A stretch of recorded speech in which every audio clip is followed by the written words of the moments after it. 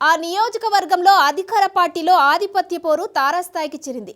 ఒకే పార్టీలో ఉన్న ఇద్దరు నేతల మధ్య వైరం పచ్చగడ్డి వేస్తే భగ్గుమని స్థాయిలో కొనసాగుతుందట. లీడర్లతో పాటు అక్కడి క్యాడర్ మధ్య కూడా పాత కొత్త అనే తేడాలతో ఆధిపత్య పోరు నెలకొందట. కొద్ది రోజులుగా ఆ నియోజకవర్గంలోని అధికార పార్టీలో అంతర్గత పోరు తారాస్థాయికి చేరినట్లు టాక్ వినిపిస్తుంది.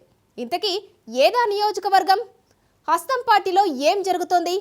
నేతల మధ్య క్యాడర్ మధ్య విభేదాలకు అసలు కారణాలేంటి?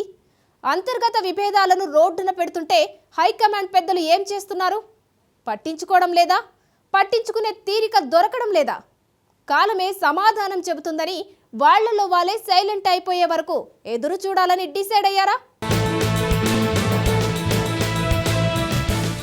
నాగర్ కర్నూల్ జిల్లా కల్వకుర్తి నియోజకవర్గంలోని అధికార హస్తం పార్టీలో ఆధిపత్య పోరు తారాస్థాయికి చేరింది. అంతర్గత విభేదాలతో ఇక్కడి కాంగ్రెస్ నాయకులు పాత క్యాడర్ కొత్త క్యాడర్ అంటూ రెండు వర్గాలుగా చీలిపోయారట. నియోజకవర్గంలో చాలా ఏళ్ల నుండి కాంగ్రెస్ పార్టీని అంటిపెట్టుకొనున్న మాజీ ఎమ్మెల్యే వంశీచంద్రెడ్డి గత ఎన్నికల్లో ఎమ్మెల్యే టికెట్ ఆశించినప్పటికీ ఫలితం దక్కలేదు. అధిష్టానం ఆదేశాల మేరకు మహబూబ్ నగర్ ఎంపీ స్థానాన్ని కేటాయిస్తామనే బుజ్జగింపులతో సర్దుబాటు చేశారు. అయితే అప్పటికే బీఆర్ఎస్ పార్టీలో ఎమ్మెల్సీగా ఉన్న కసిరెడ్డి నారాయణరెడ్డి కాంగ్రెస్ పార్టీ తీర్థం పుచ్చుకున్నారు. దీంతో ఆయన వర్గీయులు కూడా ఆయన వెంటే కాంగ్రెస్ కండువ కప్పుకున్నారు. అనంతరం కాంగ్రెస్ పార్టీ అధిష్టానం ఆయనకు కల్వకుర్తి నియోజకవర్గం ఎమ్మెల్యే టికెట్ కేటాయించింది. ఫుల్ జోష్ తో ఎన్నికల బరిలోకి దిగిన కసిరెడ్డి నారాయణరెడ్డి తన సమీప అభ్యర్థి బీజేపీ అభ్యర్థి తల్లోజు ఆచారిపై 5,410 మెజారిటీతో విజయం సాధించారు.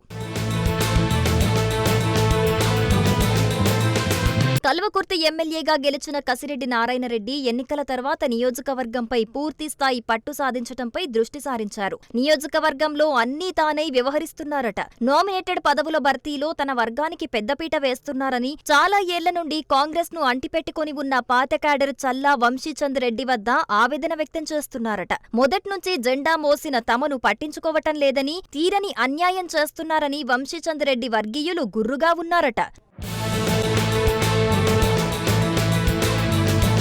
నామినేటెడ్ పదవుల్లోనే కాదు, పార్టీ మండల కమిటీల్లోనూ అవకాశాలివ్వలేదని ఆందోళన వ్యక్తం చేస్తున్నారు. ఇందిరమ్మ కమిటీల్లోనూ నో ఛాన్స్ అని చావు కబుర్లు చల్లగా చెప్పేశారట. త్వరలో జరిగే స్థానిక సంస్థల ఎన్నికల్లో సైతం సిట్టింగ్ ఎమ్మెల్యే తన అనుచరులకే పోటీ చేసే అవకాశాలు కల్పిస్తారని టాక్ జరుగుతోంది. దీంతో మొదట్నుంచి కాంగ్రెస్ జెండా మోస్తున్న తమ పరిస్థితి ఏంటని క్యాడర్ ఆగ్రహంతో రగిలిపోతున్నారట. వలస వచ్చిన లీడర్లు క్యాడర్కు పదవులు కట్టబెడుతూ పెత్తనం కూడా వారికే అప్పగిస్తుంటే ఆగ్రహంతో రగిలిపోతున్న వంశీచంద్రెడ్డి వర్గీయులు అమీతుమీ తేల్చుకుందామని పట్టుబడుతున్నట్లు టాక్ జరుగుతోంది. నామినేటెడ్ పదవుల విషయంలోనైనా న్యాయం చేయాలని చల్లా వంశీచంద్రెడ్డి వర్గీయులు డిమాండ్ చేస్తూ ఉండటంతో కసిరెడ్డి నారాయణరెడ్డి చల్లా వంశీచంద్రెడ్డి మధ్య నామినేటెడ్ పదవుల పంపిణీ అగ్గిరాజేస్తున్న పరిస్థితి ఏర్పడింది. ఇరు వర్గాల మధ్య నువ్వా నేనా అన్న తరహాలో కొనసాగుతున్న వైరం ఇప్పట్లో సద్దుమణిగే పరిస్థితి కనిపించటం లేదు. హైకమాండ్ పెద్దలు జోక్యం చేసుకుని విభేదాలను పరిష్కరించకపోతే స్థానిక సంస్థల ఎన్నికల్లోగా ముదిరి ఎలాంటి గొడవలకు దారితీస్తుందోననే చర్చ నియోజకవర్గంలో జరుగుతోంది.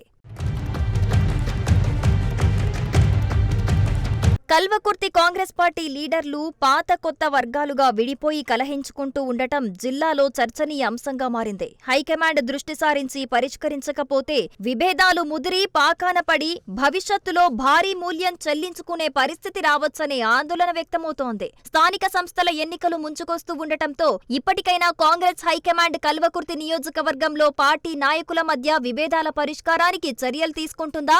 నాయకుల మధ్య సర్దుబాటు జరుగుతుందా? మొదట్నుంచి పార్టీని నమ్ముకున్న వారికి న్యాయం చేస్తారా? ఈ సమస్యలకు ఎలాంటి పరిష్కారం చూపనున్నారు తెలియాలంటే మరికొద్ది రోజులు వేచి చూడాల్సిందే.